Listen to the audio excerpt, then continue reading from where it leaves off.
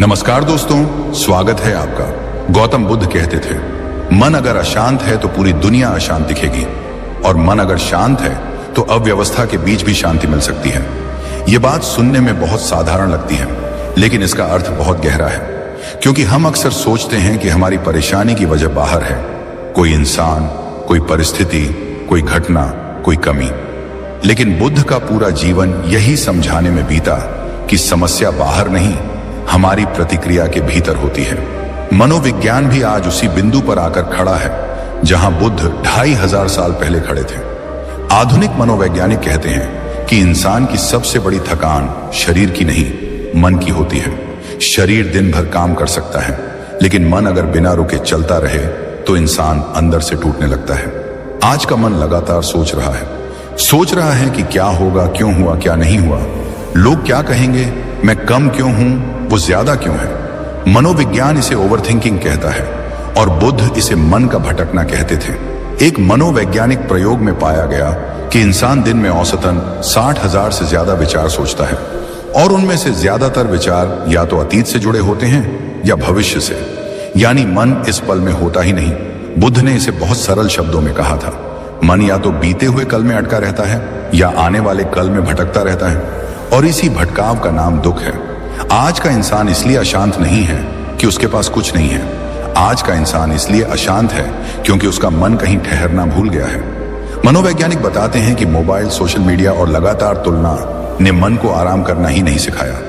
पहले इंसान काम करता था, थकता था और फिर रुक जाता था। आज इंसान काम करता है, थकता है और फिर स्क्रीन पर खुद को और थका देता है।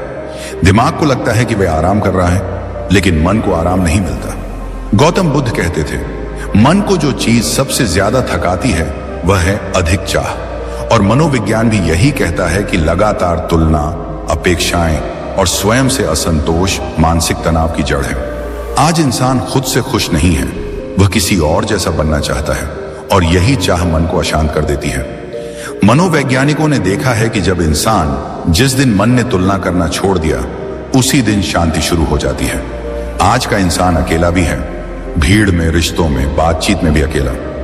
मनोविज्ञान इसे इमोशनल लोनलीनेस कहता है, और बुद्ध इसे भीतर का खालीपन कहते थे। यह खालीपन किसी चीज से नहीं भरता, ना पैसे से, ना तारीफ से, ना सफलता से, क्योंकि यह खालीपन बाहर का नहीं, भीतर का होता है। जब मन को सुना नहीं जाता, समझा नहीं जाता, तब वह बेचैन हो जाता है, और आज का इंसान अपने मन से ही भाग रहा है। मनोवैज्ञानिक कहते हैं, आप जिससे भागते हैं वही आपको पकड़ लेता है, और बुद्ध कहते थे, जिसे देख लिया, समझ लिया, वही ढीला पड़ने लगता है। मन की अशांति कोई बीमारी नहीं है, यह एक संकेत है। संकेत कि मन थक चुका है, बोझिल हो चुका है और ध्यान चाहता है, लेकिन हम ध्यान देने की बजाय उसे और दबा देते हैं, काम में, मोबाइल में, शोर में। बुद्ध का पूरा रास्ता यहीं से शुरू होता है। वह कहते हैं, मन को ठीक करने के लिए पहले मन को देखना सीखो। मनोविज्ञान भी आज माइंडफुलनेस की बात करता है, यानी बिना जज किए, बिना भागे, अपने भीतर चल रही चीजों को देखना। यह कोई कठिन साधना नहीं है, यह एक समझ है। और यहीं से एक बहुत जरूरी सवाल हमारे सामने आता है, जिस मन की अशांति को हम रोज महसूस करते हैं, असल में वह मन है क्या? क्यों यह कभी शांत नहीं रहता? क्यों यह बार बार भटक जाता है? और क्यों यही मन हमें सबसे ज्यादा परेशान करता है?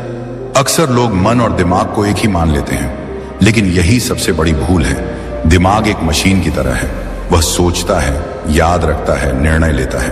मन एक अनुभव है, जो महसूस करता है, जो डरता है, जो उम्मीद करता है, जो कल्पना करता है। मनोविज्ञान कहता है कि दिमाग प्रोसेसर है और मन वह स्क्रीन है जिस पर सब कुछ चल रहा है। अगर स्क्रीन पर चल रही फिल्म डरावनी है तो दिमाग कितना भी तेज क्यों ना हो, बेचैनी तो होगी ही। गौतम बुद्ध ने इसे बहुत सरल शब्दों में कहा था। उन्होंने कहा, दिमाग उपकरण है, लेकिन मन मालिक बन बैठा है, और जब मालिक खुद ही अशांत हो तो जीवन कैसे शांत रह सकता है? मन का स्वभाव ही भटकना है, यह दोष नहीं है, यह उसकी प्रकृति है। मनोवैज्ञानिक कहते हैं कि मन भविष्य की कल्पनाएं करने और अतीत की यादों को दोहराने के लिए बना है।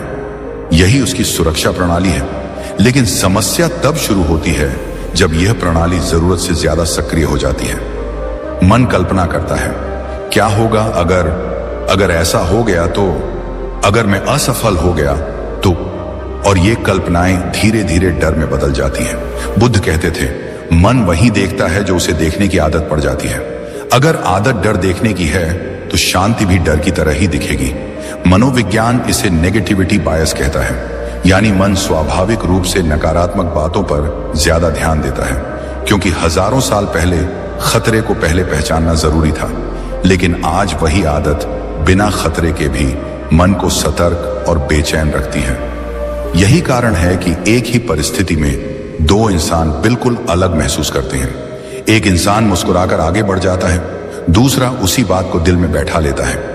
परिस्थिति वही है, दुख अलग है, तो समस्या बाहर नहीं है, समस्या मन की प्रतिक्रिया में है। गौतम बुद्ध कहते थे, घाव से ज्यादा पीड़ा उसे बार बार छूने से होती है, और मन वही करता है, एक बात को पकड़ता है, उसे दोहराता है और फिर खुद ही उससे दुखी होता है। मनोवैज्ञानिक इसे रूमिनेशन कहते हैं, यानी एक ही विचार को बार बार चबाना बिना किसी समाधान के। यह मन की सबसे थकाने वाली आदत है। मन दुख को छोड़ नहीं पाता, क्योंकि उसे लगता है कि छोड़ देना हार मानना है। लेकिन बुद्ध कहते थे, छोड़ना हार नहीं है, छोड़ना समझदारी है। अब यहां से बुद्ध का मूल सिद्धांत सामने आता है, दुख का कारण बाहर नहीं, अंदर है। यह सुनकर मन विरोध करता है, क्योंकि मन जिम्मेदारी नहीं लेना चाहता। लेकिन मनोविज्ञान भी आज यही कहता है, घटना आपको नहीं तोड़ती, आपकी व्याख्या आपको तोड़ती है। एक महान मनोवैज्ञानिक कार्ल युंग ने कहा था, हम चीजों को वैसा नहीं देखते जैसे वे हैं, हम उन्हें वैसा देखते हैं जैसे हम हैं। और बुद्ध ने यही बात अपने शब्दों में कही थी, दुनिया वैसी ही है जैसी है। दुख या सुख मन का चुनाव है। चाह, डर और आसक्ति, ये तीन चीजें मन की अशांति की जड़ है। चाह कि सब मेरी सोच के अनुसार हो, डर कि अगर नहीं हुआ तो क्या होगा, और आसक्ति की जो मिला है वह कहीं छिन न जाए। मन इन तीनों के बीच झूलता रहता है और इसी झूलने में थक जाता है। मनोविज्ञान कहता है कि जब मन किसी चीज को पकड़ कर रखता है तो वह तनाव में चला जाता है। और बुद्ध कहते थे, जो पकड़ कर रखा वही बोझ बन गया। मन को हम अक्सर दबाने की कोशिश करते हैं, खुद से कहते हैं, सोचना बंद करो, मजबूत बनो, रोना बंद करो, लेकिन मन दबने से शांत नहीं होता। मनोवैज्ञानिक कहते हैं कि सप्रेस्ड इमोशंस लौटकर और जोर से आते हैं। और बुद्ध कहते थे, जिसे तुम दबाते हो वही तुम्हें दबाने लगता है। मन को शांत करने का रास्ता उसे दबाने से नहीं, समझने से निकलता है, उसे देखने से, स्वीकार करने से। बुद्ध ने कभी मन से लड़ने को नहीं कहा। उन्होंने कहा, मन को मित्र बनाओ, शत्रु नहीं। शांति पाने के लिए भागना नहीं होता, क्योंकि आप जितना भागते हैं मन उतना तेज दौड़ता है। शांति ठहरने से आती है। मनोविज्ञान आज जिसे पॉज कहता है, बुद्ध उसे साक्षी भाव कहते थे। ठहरना, सिर्फ कुछ पल रुक जाना और देखना कि भीतर क्या चल रहा है। यहीं से मन का असली इलाज शुरू होता है, क्योंकि जब आप मन को देखना सीख जाते हैं तो मन आपको डराना बंद कर देता है। और जब मन को देखने की यह समझ धीरे धीरे भीतर उतरने लगती है, तब एक बहुत स्वाभाविक प्रश्न उठता है, अगर मन इतना भटकता है, अगर यही भटकाव हमारी बेचैनी की जड़ है, तो फिर हम लौटें कहां? मन को थामे कैसे? उसे वर्तमान में वापस लाएं कैसे? गौतम बुद्ध का उत्तर बहुत छोटा है, लेकिन उसका प्रभाव जीवन भर चलने वाला है। वे कहते हैं, जब मन भटक जाए तो सांस पर लौट आओ। सांस इतनी साधारण, इतनी सामान्य कि हम उसकी कीमत ही नहीं समझते। लेकिन बुद्ध कहते थे, सांस वर्तमान का द्वार है। जहां सांस है वहीं अभी है, और जहां अभी है वहीं शांति संभव है। मनोविज्ञान भी आज इसी बात की पुष्टि करता है। आधुनिक वैज्ञानिक कहते हैं कि मन तभी बेचैन होता है जब वह भविष्य या अतीत में चला जाता है, और सांस एकमात्र ऐसी चीज है जो कभी भविष्य में नहीं जाती, कभी अतीत में नहीं जाती। सांस हमेशा अभी में होती है। जब मन डर में होता है, सांस तेज हो जाती है। जब मन गुस्से में होता है, सांस उथली हो जाती है। और जब मन शांत होता है, सांस अपने आप गहरी और सहज हो जाती है। यह कोई आध्यात्मिक कल्पना नहीं है, यह शरीर और मन के बीच का सीधा विज्ञान है। एक प्रसिद्ध न्यूरोसाइंटिस्ट बताते हैं कि सांस सीधे हमारे नर्वस सिस्टम से जुड़ी होती है। जैसे ही हम अपनी सांस को देखते हैं, उसका ध्यान करते हैं, शरीर को संकेत मिलता है कि खतरा टल गया है, और शरीर का तनाव धीरे धीरे ढीला पड़ने लगता है। बुद्ध ने इसे बहुत पहले समझ लिया था। उन्होंने कहा, मन को आदेश मत दो, मन को दिशा दो, और सांस वह दिशा है। जब मन 1000 जगहों पर भटक रहा होता है तब सांस एक रस्सी की तरह होती है। आप उस रस्सी को पकड़ लेते हैं और मन अपने आप रुकने लगता है। मनोविज्ञान इसे ग्राउंडिंग कहता है, यानी मन को वर्तमान में टिकाने की प्रक्रिया, और बुद्ध इसे सजग श्वास कहते थे। यहां कोई कठिन विधि नहीं है, कोई विशेष जगह नहीं चाहिए, कोई खास समय नहीं चाहिए, बस एक पल, सिर्फ एक पल जहां आप अपनी सांस को महसूस करें। नाक से हवा अंदर जा रही है और बाहर जा रही है, बस इतना ही। लेकिन यही बस जीवन को बदलने लगता है। एक मनोवैज्ञानिक प्रयोग में पाया गया कि सिर्फ 1 मिनट तक सांस पर ध्यान देने से दिल की धड़कन सामान्य होने लगती है, ब्लड प्रेशर संतुलित होता है और दिमाग का वह हिस्सा शांत होने लगता है जो डर और चिंता से जुड़ा होता है। बुद्ध कहते थे, अगर तुम एक सांस को पूरी तरह देख लो तो उस एक सांस में पूरा जीवन समझ में आ सकता है। जब गुस्सा आता है तब मन बाहर भागता है, किसी शब्द पर, किसी व्यक्ति पर, किसी घटना पर। लेकिन अगर उसी पल आप सांस पर लौट आते हैं तो गुस्से की आग को ईंधन नहीं मिलता। मनोविज्ञान कहता है कि गुस्सा एक ऊर्जा है, अगर उसे प्रतिक्रिया नहीं मिली तो वह खुद ही शांत हो जाती है, और सांस उस प्रतिक्रिया को रोकने का सबसे सरल रास्ता है। डर के समय सांस सिकुड़ जाती है, और जैसे ही आप जानबूझकर सांस को गहरा करते हैं, शरीर को संकेत मिलता है कि आप सुरक्षित हैं। बुद्ध कहते थे, डर भविष्य में रहता है, सांस वर्तमान में। जहां सांस है वहां डर टिक नहीं सकता। घबराहट, बेचैनी, अनजानी चिंता, ये सब मन के तेज दौड़ने के लक्षण हैं, और सांस वह ब्रेक है जो इस दौड़ को धीरे धीरे रोक देता है। यह कोई जादू नहीं है, यह अभ्यास है, 1 मिनट का अभ्यास जहां आप कुछ भी बदलने की कोशिश नहीं करते, सिर्फ देखते हैं, सांस अंदर, सांस बाहर। अगर विचार आए तो उन्हें भगाते नहीं, बस सांस पर वापस आ जाते हैं। बुद्ध कहते थे, विचार आएंगे, ये मन की प्रकृति है, लौट आना ये साधक की समझ है।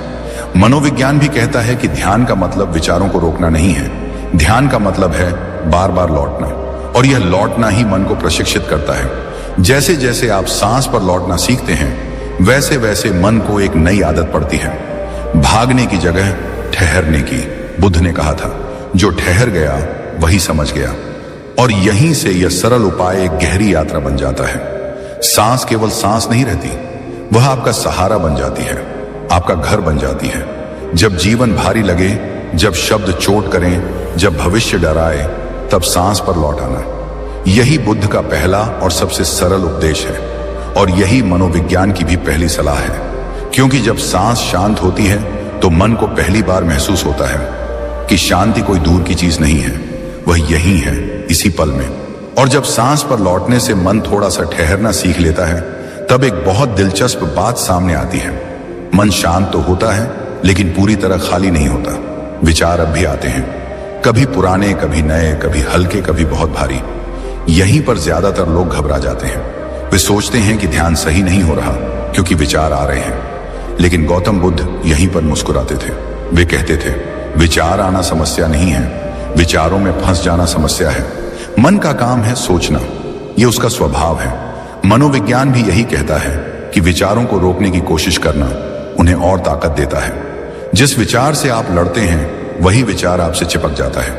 एक प्रसिद्ध मनोवैज्ञानिक ने कहा था, जिसे तुम हटाना चाहते हो वही तुम्हारे ध्यान के केंद्र में आ जाता है। और बुद्ध ने यही बात बहुत पहले अपने तरीके से कही थी, जिसे तुम धक्का देते हो वही लौट कर आता है।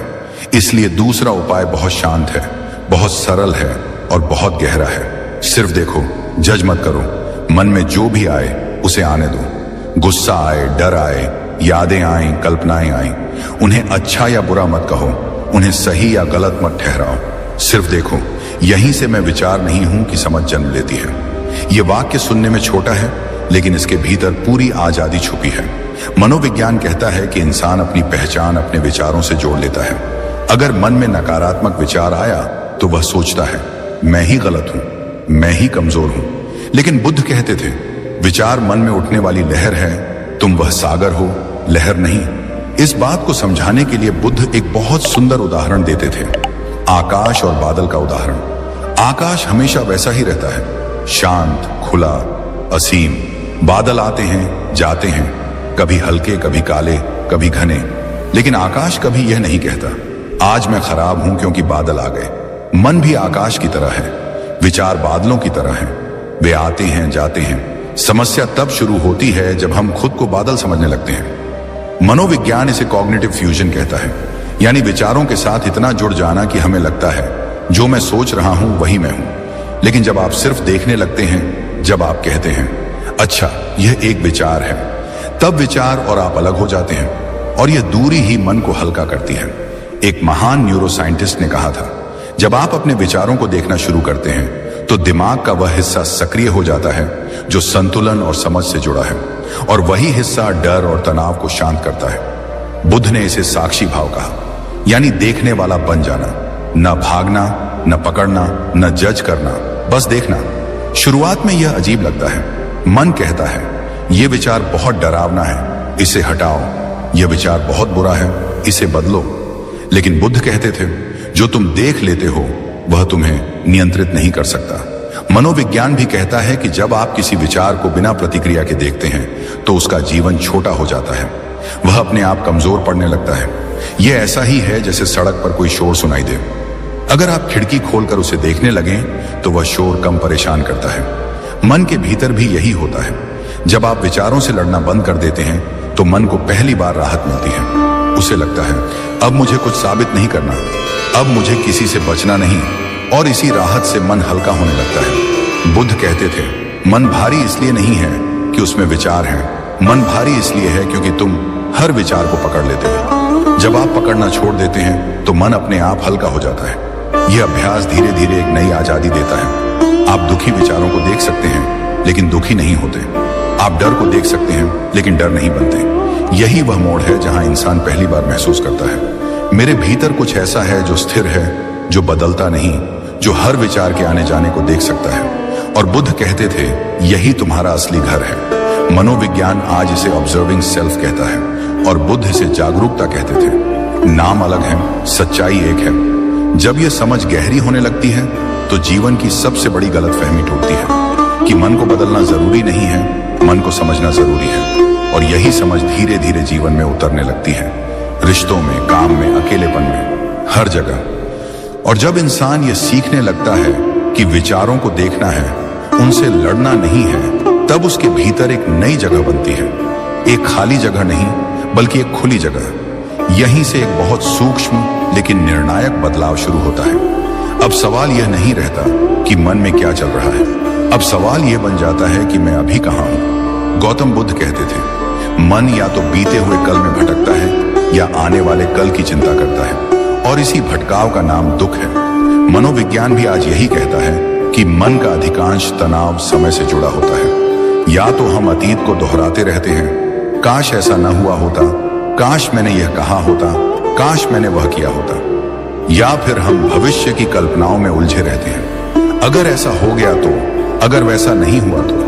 और इन दोनों के बीच जो एकमात्र पल है जिसमें वास्तव में जीवन घट रहा है, उसे हम पूरी तरह छोड़ देते हैं। बुद्ध कहते थे तुम जिस पल में सांस ले रहे हो वही तुम्हारा जीवन है, बाकी सब स्मृति और कल्पना है। ये बात सुनने में बहुत साधारण लगती है, लेकिन इसे जीना सबसे कठिन है।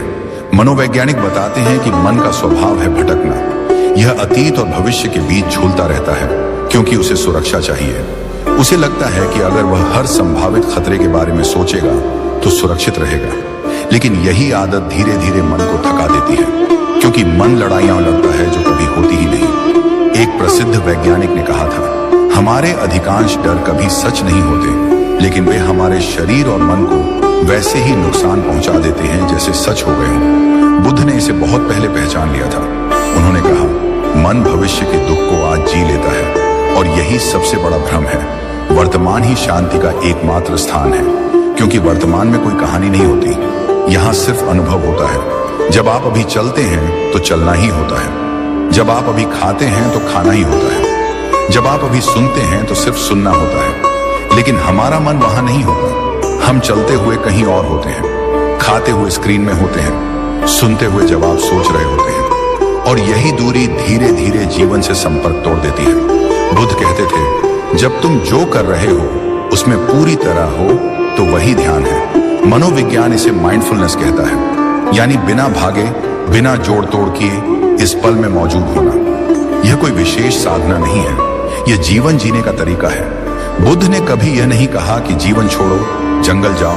उन्होंने कहा, जो कर रहे हो उसे पूरा जियो। चलते समय अपने पैरों का जमीन को छूना महसूस करना, खाते समय स्वाद को महसूस करना, किसी की बात सुनते समय सिर्फ सुनना।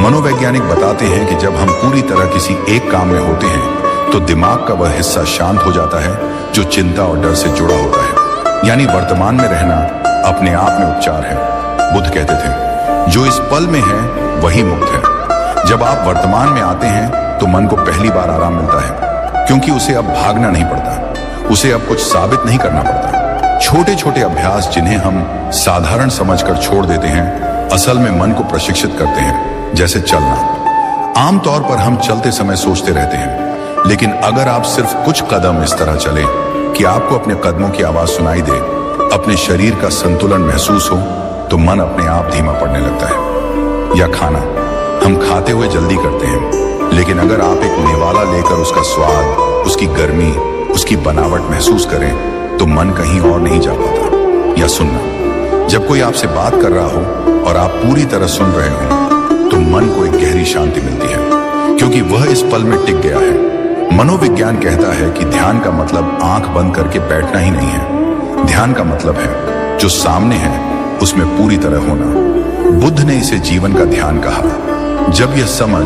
धीरे धीरे उतरने लगती है तो इंसान महसूस करता है कि शांति कोई अलग चीज नहीं है। शांति तो जीवन को पूरा जीने का परिणाम है। अतीत बदला नहीं जा सकता, भविष्य आया नहीं है, और जो अभी है वही सच है। बुद्ध कहते थे, इस पल को मत खो, यही तुम्हारा घर है। और जब इंसान इस घर में रहना सीख लेता है तो मन की भाग दौड़ धीरे धीरे थमने लगती है। और जब इंसान ये समझने लगता है कि शांति भविष्य में नहीं, अतीत में नहीं, बल्कि इसी पल में है, तब बुद्ध के समय की एक घटना अपने आप सामने आ जाती है। यह कोई कल्पना नहीं, कोई चमत्कार नहीं, बल्कि मन को समझने की एक गहरी कहानी है। बुद्ध के समय में एक युवा था, तेज दिमाग वाला, मेहनती, लेकिन भीतर से बहुत अशांत। उसका मन कभी शांत नहीं रहता था। काम करते समय उसे भविष्य की चिंता सताती थी, आराम करते समय उसे अतीत की यादें खींच ले जाती थी। वह हर समय किसी न किसी डर में जीता था। डर कि कहीं वह असफल ना हो जाए, डर कि लोग क्या सोचेंगे, डर कि जो है वह छिन न जाए। आज के शब्दों में कहें तो वह युवा लगातार एंजाइटी में जी रहा था। लेकिन उस समय इस बेचैनी का कोई नाम नहीं था। बस एक जलन थी, एक बेचैनी थी, एक थकान थी, बिना घाव के। आखिरकार वह बुद्ध के पास पहुंचा। उसने कहा, मेरा मन कभी शांत नहीं रहता। मैं सब कुछ ठीक करने की कोशिश करता हूँ, लेकिन अंदर कुछ टूटता ही रहता है। बुद्ध ने उसकी बात पूरी होने से पहले ही उसे रोक दिया और बहुत शांति से पूछा, अभी इस समय तुम कहाँ हो? युवा थोड़ा चौंका। वह अपनी समस्या बताने आया था और उससे यह पूछा जा रहा था कि वह कहाँ है। उसने कहा, मैं यहाँ बैठा हूँ। बुद्ध ने कहा, नहीं, तुम्हारा शरीर यहाँ है, तुम कहाँ हो? यह सवाल उस युवा को भीतर तक हिला गया, क्योंकि पहली बार उसने महसूस किया कि उसका मन वहां नहीं था जहां उसका शरीर था। बुद्ध ने उसे पास के एक रास्ते पर चलने को कहा और कहा, चलते समय बस अपने कदमों को महसूस करना, कुछ और नहीं। युवा को यह बहुत साधारण लगा। उसे लगा, इससे क्या होगा? लेकिन जैसे जैसे वह चलने लगा, उसने पहली बार अपने कदमों की आवाज सुनी, जमीन को छूते हुए पैरों का भार महसूस किया, और कुछ ही क्षणों में उसने महसूस किया कि उसका मन पहली बार थमा है। बुद्ध ने कहा, देखा, मन को शांत करने के लिए उसे कहीं ले जाना नहीं पड़ता, बस उसे वहीं लाना पड़ता है जहां तुम हो। मनोविज्ञान आज इसी अनुभव को प्रेजेंट मोमेंट अवेयरनेस कहता है। जब ध्यान पूरी तरह शरीर और वर्तमान अनुभव में आ जाता है तो दिमाग का वह हिस्सा शांत हो जाता है जो डर और चिंता पैदा करता है। एक आधुनिक वैज्ञानिक ने कहा था, जब ध्यान अभी में होता है तो भविष्य के डर अपना आधार खो देते हैं। बुद्ध ने उस युवा से कहा, दुख इसलिए नहीं है कि जीवन कठिन है, दुख इसलिए है कि तुम जीवन से दूर हो। युवा ने पूछा, लेकिन मेरे विचार वे तो बार बार आते हैं। बुद्ध मुस्कुराए। उन्होंने आकाश की ओर इशारा किया और कहा, क्या आकाश बादलों से परेशान होता है? युवा ने सिर हिलाया। बुद्ध ने कहा, विचार बादल है, तुम आकाश हो। जब तक तुम खुद को बादल मानते रहोगे तब तक डरते रहोगे। ये वही बात है जिसे मनोविज्ञान आज डिटैचमेंट फ्रॉम थॉट्स कहता है, यानी विचारों को देखना, उनसे अपनी पहचान अलग करना। एक महान मनोवैज्ञानिक ने लिखा था, आपके विचार घटनाएं हैं, सच्चाई नहीं। बुद्ध ने यही बात बिना किसी किताब के सीधे अनुभव से समझाई। उस युवा ने कुछ दिन बुद्ध के पास बिताए, कोई उपदेश नहीं, कोई जटिल अभ्यास नहीं, बस चलना, बैठना, खाना, सुनना, पूरी उपस्थिति के साथ। धीरे धीरे उसका मन हल्का होने लगा। उसने महसूस किया कि समस्या उसके जीवन में नहीं थी, समस्या उसके मन की लगातार भाग दौड़ में थी। एक दिन उसने बुद्ध से कहा, अब भी समस्याएं हैं, लेकिन वे मुझे तोड़ती नहीं। बुद्ध ने कहा, जब मन वर्तमान में रहता है तो समस्याएं भी वर्तमान में रहती हैं, और वर्तमान में हर चीज संभाली जा सकती है। मनोविज्ञान भी यही कहता है, जब इंसान भविष्य की कल्पनाओं में नहीं उलझता तो उसकी मानसिक शक्ति बढ़ जाती है। वह परिस्थितियों से लड़ता नहीं, उन्हें समझता है। यह कहानी किसी चमत्कार की नहीं है, यह मन के नियम की कहानी है। बुद्ध के समय में जो सच था वही आज भी सच है। मन तब परेशान होता है जब वह वहां नहीं होता जहां जीवन हो रहा होता है, और जैसे ही मन लौट आता है, शांति अपने आप प्रकट हो जाती है। यही कारण है कि बुद्ध ने कभी शांति को पाने की चीज नहीं कहा। उन्होंने कहा, शांति को पहचाना जाता है, और यही पहचान अब हमें उस मोड़ पर ले आती है जहां यह शांति केवल व्यक्तिगत अनुभव नहीं रहती, बल्कि हमारे रिश्तों, हमारी आदतों और हमारे जीवन की दिशा को बदलने लगती है। और जब मन यह समझ लेता है कि शांति कोई अचानक मिलने वाली चीज नहीं, बल्कि हर दिन बोई जाने वाली आदतों का फल है, तब जीवन एक नई दिशा में मुड़ने लगता है। क्योंकि सच ये है कि मन को एक बार शांत कर लेना कठिन नहीं होता, कठिन होता है उसे शांत बनाए रखना। और यही वह जगह है जहां दैनिक आदतें निर्णायक बन जाती हैं। बुद्ध कहा करते थे कि जैसा मन सुबह उठते समय होता है, दिन उसी रंग में रंग जाता है। इसलिए दिन की शुरुआत कोई साधारण क्रिया नहीं, बल्कि पूरे मन का संस्कार होती है।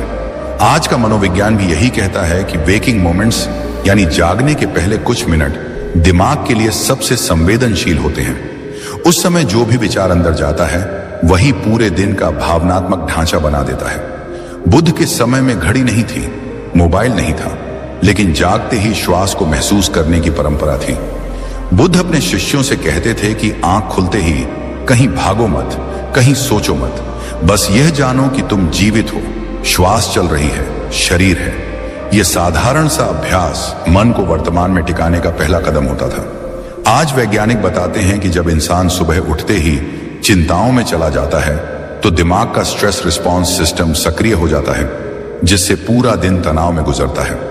इसके विपरीत अगर सुबह का पहला अनुभव शांत, सजग और धीमा हो तो दिमाग सेफ्टी मोड में रहता है। बुद्ध ने इसे बहुत सरल शब्दों में कहा था, जिस मन ने सुबह को जीत लिया उसने दिन को जीत लिया।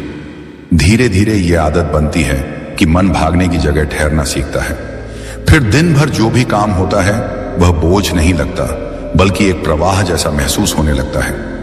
बुद्ध के समय में लोग खेत जोतते थे, पानी भरते थे, रास्ते चलते थे, लेकिन बुद्ध कहते थे कि काम को बदलने की जरूरत नहीं, मन को बदलने की जरूरत है। यही विचार आज के मनोवैज्ञानिक भी दोहराते हैं कि मल्टीटास्किंग नहीं, मोनोटास्किंग मानसिक शांति की कुंजी है। जब आप एक ही काम में पूरा होते हैं तो मन टूटता नहीं, बिखरता नहीं, दिन ढलने लगता है, और शाम के साथ ही मन में जमा हुई सारी थकान, सारे अधूरे विचार, सारी बातें सिर उठाने लगती हैं। यही वह समय होता है जब अधिकतर लोग फोन, स्क्रीन, शोर और सूचनाओं में खुद को डुबो देते हैं। उन्हें लगता है कि इससे दिमाग शांत होगा, लेकिन वास्तव में यह और उत्तेजित हो जाता है। बुद्ध ने इस स्थिति को बहुत पहले पहचान लिया था। उन्होंने कहा था कि जैसे शरीर को सोने से पहले हल्का भोजन चाहिए, वैसे ही मन को भी हल्के विचार चाहिए। आज न्यूरोसाइंस कहता है कि सोने से पहले अगर दिमाग को लगातार सूचनाएं दी जाए तो सबकॉन्शियस उन्हें पूरी रात प्रोसेस करता रहता है, जिससे नींद तो आती है लेकिन विश्राम नहीं मिलता। बुद्ध अपने शिष्यों से कहते थे कि सोने से पहले दिन को देखो, लेकिन जज मत करो, बस देखो कि क्या हुआ, क्या महसूस हुआ, और फिर उसे छोड़ दो। यह छोड़ने की क्रिया मन के लिए सबसे बड़ा उपहार होती है। बुद्ध का एक कथन है कि जो मन रात को मुक्त नहीं होता वह सुबह बोझ लेकर उठता है। यही कारण है कि ध्यान, श्वास स्मृति और मौन उनके समय में रात की दिनचर्या का हिस्सा थे। मनोविज्ञान आज इसे इमोशनल प्रोसेसिंग कहता है, यानी दिन भर की भावनाओं को सुलझाकर सोना। जो इंसान यह नहीं करता उसका मन धीरे धीरे भारी होने लगता है। लेकिन मन को अशांत रखने वाली सबसे गहरी चीज सिर्फ विचार नहीं होते, बल्कि संगति और सूचना भी होती है। बुद्ध के समय में संगति का अर्थ था आप किसके साथ समय बिताते हैं। आज के समय में संगति का अर्थ है आप क्या सुनते हैं, क्या देखते हैं, क्या पढ़ते हैं। मनोविज्ञान स्पष्ट कहता है कि दिमाग वैसा ही बनता है जैसा वह लगातार ग्रहण करता है। अगर नकारात्मक बातें, डर, क्रोध और तुलना लगातार अंदर जाएंगी तो मन में वही भाव स्थायी हो जाएंगे। बुद्ध ने कहा था कि जिस रास्ते पर बार बार चलते हो वही रास्ता तुम्हारा घर बन जाता है। इसका अर्थ यह था कि मन जिन विचारों में बार बार जाता है वही उसकी स्थायी अवस्था बन जाती है। इसीलिए उन्होंने नकारात्मक संगति से दूरी को शांति का आधार बताया। यह दूरी भागना नहीं है, बल्कि खुद की रक्षा करना है। आज के वैज्ञानिक इसे मेंटल बाउंड्रीज कहते हैं, यानी यह तय करना कि मन क्या स्वीकार करेगा और क्या नहीं। धीरे धीरे जब इंसान बाहरी शोर से थोड़ा हटता है तब एक और चीज उभरती है, खुद के साथ समय बिताने की आदत। यह आदत आज के समय में सबसे कठिन और सबसे जरूरी है। अधिकतर लोग अकेलेपन से डरते हैं क्योंकि उन्हें लगता है कि अकेले होने का मतलब खाली होना है। लेकिन बुद्ध ने कहा था कि अकेलापन खाली नहीं होता, वह तो मुलाकात होती है खुद से। मनोविज्ञान भी मानता है कि सेल्फ रिफ्लेक्शन के बिना मन कभी स्थिर नहीं हो सकता। जब इंसान खुद के साथ बैठना सीखता है तो उसे अपनी भावनाओं, डर और इच्छाओं की असली प्रकृति दिखने लगती है। बुद्ध के समय में यह समय जंगलों में, पेड़ों के नीचे, मौन में बिताया जाता था। आज वही समय एक शांत कमरे, एक टहलते हुए रास्ते या कुछ क्षणों की चुप्पी में मिल सकता है। बुद्ध ने कहा था कि जो खुद से दोस्ती कर लेता है उसे दुनिया दुश्मन नहीं लगती। यह वाक्य मनोविज्ञान की सबसे गहरी सच्चाई को छूता है, क्योंकि जब इंसान खुद को समझने लगता है तो उसे दूसरों से मान्यता लेने की जरूरत कम पड़ती है।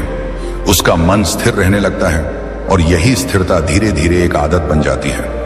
यह आदत किसी एक दिन में नहीं बनती, लेकिन जब बन जाती है तो जीवन भर साथ निभाती है। बुद्ध का ज्ञान और आधुनिक मनोविज्ञान यहां एक ही जगह मिलते हैं। शांति कोई लक्ष्य नहीं, यह एक जीवन शैली है। रोज सुबह की सजग शुरुआत, दिन भर की जागरूक उपस्थिति, रात की शांत विदाई, नकारात्मक प्रभावों से दूरी और खुद के साथ ईमानदार समय, ये सब मिलकर मन को ऐसा आधार देते हैं जो किसी भी तूफान में नहीं हिलता। और जब ये सारी बातें सुनने में सही लगने लगती हैं, समझ में आने लगती हैं, तब मन के भीतर एक सवाल जरूर उठता है, क्या ये सब सच में काम करता है? क्या आम जिंदगी में आम इंसान के लिए भी ये संभव है? यही सवाल हर उस व्यक्ति के मन में आता है जो अंदर से टूटा हुआ है, थका हुआ है और बस किसी तरह शांति चाहता है। इसी सवाल का जवाब एक आम इंसान की कहानी में छिपा होता है, जो न तो साधु था, न विद्वान, न ही किसी आध्यात्मिक रास्ते पर चलने वाला। वह बस हम सब जैसा ही था। उस आदमी का नाम कोई खास नहीं, मान लीजिए उसका नाम रवि था। रवि शहर में रहने वाला एक साधारण इंसान था।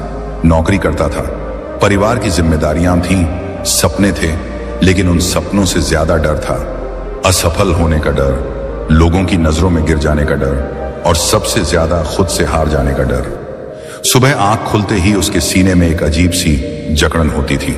बिना किसी वजह के दिल तेज धड़कता था, दिमाग में 100 सवाल घूमते थे।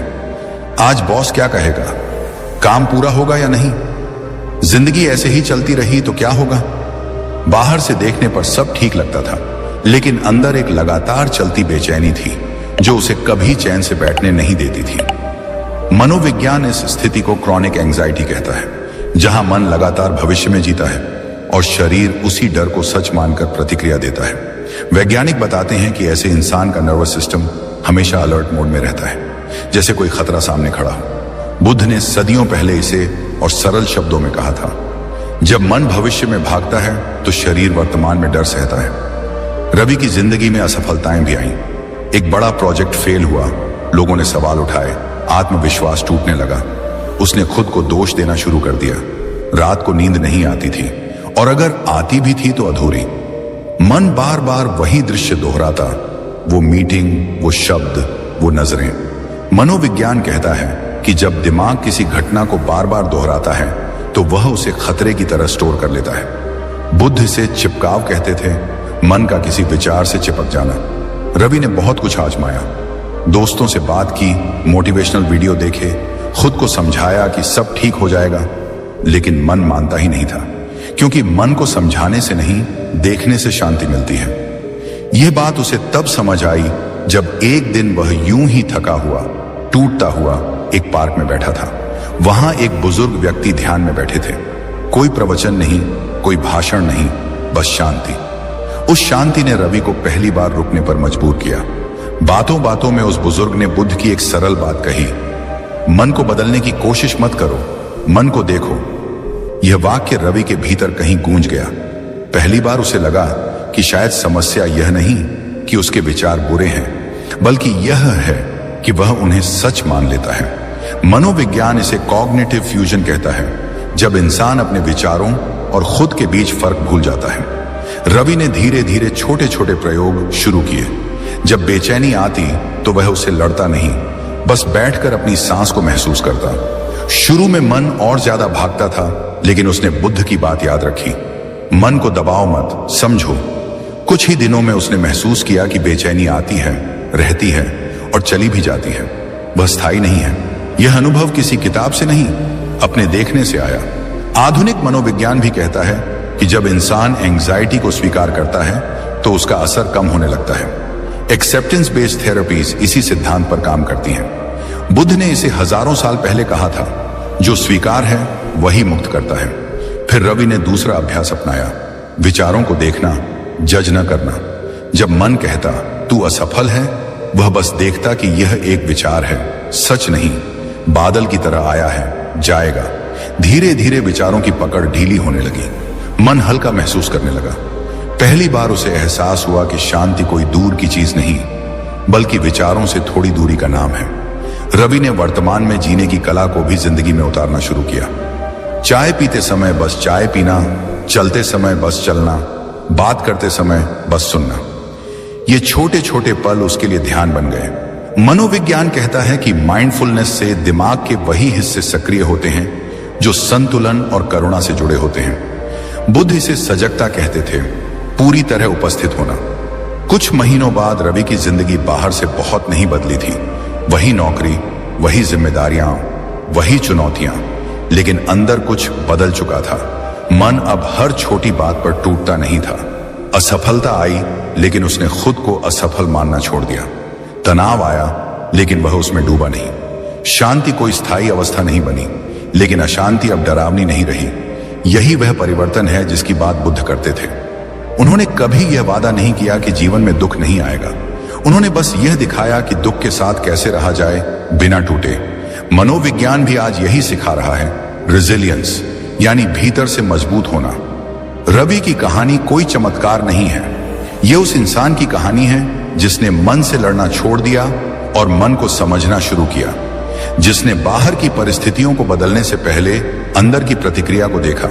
और यही कारण है कि यह कहानी हर उस व्यक्ति से जुड़ जाती है जो रात को थका हुआ सिर रखता है और सुबह भारी मन से उठता है। बुद्ध का ज्ञान और आधुनिक विज्ञान यहां एक साथ खड़े दिखाई देते हैं। शांति कोई जादू नहीं, ये एक समझ है। और जब यह समझ जीवन में उतर जाती है तो इंसान टूटे हुए मन के साथ भी पूरी तरह जीना सीख जाता है। यही इस पूरी यात्रा का सार है। और यहीं से वह मोड़ आता है जहां सुनने वाला खुद से पूछता है, अगर रवि कर सकता है तो शायद मैं भी कर सकता हूं। और जब एक इंसान यह देख लेता है कि मन की अशांति कोई दुश्मन नहीं बल्कि एक संकेत है, तब धीरे धीरे जीवन अपने आप बदलने लगता है। मन शांत होता है तो सबसे पहले जो बदलाव दिखाई देता है वह रिश्तों में आता है, क्योंकि अशांत मन हमेशा प्रतिक्रिया करता है। छोटी छोटी बातों पर चोट खा जाता है, शब्दों को तोड़ मरोड़ कर सुनता है और अपने ही भीतर के डर को सामने वाले पर थोप देता है। मनोविज्ञान कहता है कि जब हमारा नर्वस सिस्टम लगातार तनाव में रहता है, तब हम सर्वाइवल मोड में जीते हैं और उस अवस्था में इंसान प्यार नहीं, सुरक्षा ढूंढता है। बुद्ध ने इसे और सरल शब्दों में कहा था, अशांत मन प्रेम नहीं कर सकता, वह सिर्फ बचाव करता है। जैसे जैसे मन शांत होता है, इंसान सुनना सीखता है। वह जवाब देने के लिए नहीं, समझने के लिए सुनता है। रिश्तों में टकराव कम होने लगता है, क्योंकि अब हर बात अहंकार से नहीं, समझ से देखी जाती है। पति पत्नी के बीच, माता पिता और बच्चों के बीच, दोस्तों के बीच एक नई नरमी आने लगती है। बुद्ध कहते थे, जब मन शांत होता है, करुणा अपने आप जन्म लेती है, उसे पैदा नहीं करना पड़ता। आधुनिक मनोविज्ञान भी मानता है कि इमोशनल रेगुलेशन बेहतर होते ही एम्पैथी बढ़ती है और यही रिश्तों की असली नींव है। मन शांत होने का दूसरा बड़ा असर निर्णय लेने की क्षमता पर पड़ता है। अशांत मन जल्दबाजी करता है, डर के आधार पर फैसले लेता है या फिर पछतावे में जीता है। न्यूरोसाइंस बताती है कि तनाव में प्रीफ्रंटल कॉर्टेक्स, जो सही निर्णय लेने के लिए जिम्मेदार है, वह ठीक से काम नहीं करता। बुद्ध ने सदियों पहले यह समझ लिया था कि जब मन में लहरें उठ रही हों, तब सच्चाई दिखाई नहीं देती। शांत पानी में ही आकाश साफ दिखता है। जब मन ठहरता है, तब निर्णय स्पष्ट होते हैं और इंसान अपने जीवन की दिशा खुद तय करने लगता है, किसी डर या दबाव से नहीं। धीरे धीरे आत्मविश्वास जन्म लेता है, लेकिन यह वह आत्मविश्वास नहीं होता जो दूसरों को नीचे दिखाकर खुद को ऊपर उठाता है। यह वह आत्मविश्वास होता है जो भीतर से आता है। मैं जैसा हूं, पर्याप्त हूं। मनोवैज्ञानिक इसे सेल्फ एक्सेप्टेंस कहते हैं। बुद्ध इसे आत्म जागरूकता कहते थे। जब इंसान खुद से लड़ना बंद करता है, तब उसे साबित करने की जरूरत भी खत्म हो जाती है। शब्द कम हो जाते हैं, उपस्थिति गहरी हो जाती है। यही स्पष्टता है, क्लैरिटी, जहां जीवन भारी नहीं लगता बल्कि सरल महसूस होने लगता है। और फिर एक दिन ऐसा आता है जब खुशी बिना किसी खास कारण के महसूस होने लगती है। कोई बड़ी उपलब्धि नहीं, कोई तारीफ नहीं, फिर भी भीतर एक हल्की सी मुस्कान रहती है। मनोविज्ञान बताता है कि जब इंसान वर्तमान में जीता है, तब दिमाग में वही रसायन सक्रिय होते हैं जो संतोष और आनंद से जुड़े होते हैं। बुद्ध ने इसे अनासक्ति की खुशी कहा। वह खुशी जो किसी चीज पर निर्भर नहीं होती। ये खुशी आती है और चली जाती है, लेकिन उसके जाने का डर नहीं रहता, क्योंकि अब इंसान जान चुका होता है कि शांति उसकी अपनी प्रकृति है। यहीं से जीवन का सार धीरे धीरे स्पष्ट होने लगता है। समझ में आता है कि शांति बाहर कहीं नहीं छुपी है, न किसी इंसान में, न किसी वस्तु में, न किसी परिस्थिति में। शांति तो उस देखने के तरीके में है जिससे हम जीवन को देखते हैं। बुद्ध ने बार बार यही कहा, दुनिया वैसी नहीं है जैसी वह दिखती है, दुनिया वैसी है जैसे हम उसे देखते हैं। मन बदलेगा तो दुनिया अपने आप बदल जाएगी। आधुनिक विज्ञान भी आज यही मानता है कि परसेप्शन बदलते ही एक्सपीरियंस बदल जाता है। हर इंसान शांति का हकदार है। यह किसी विशेष व्यक्ति का विशेषाधिकार नहीं है। न इसके लिए सब कुछ छोड़ना जरूरी है, न कहीं भागना। शुरुआत यहीं से हो सकती है, अभी से, इसी सांस से। मन को शांत करना कोई लक्ष्य नहीं, यह एक यात्रा है। हर दिन थोड़ी सी सजगता, थोड़ी सी समझ और खुद के प्रति थोड़ी सी करुणा।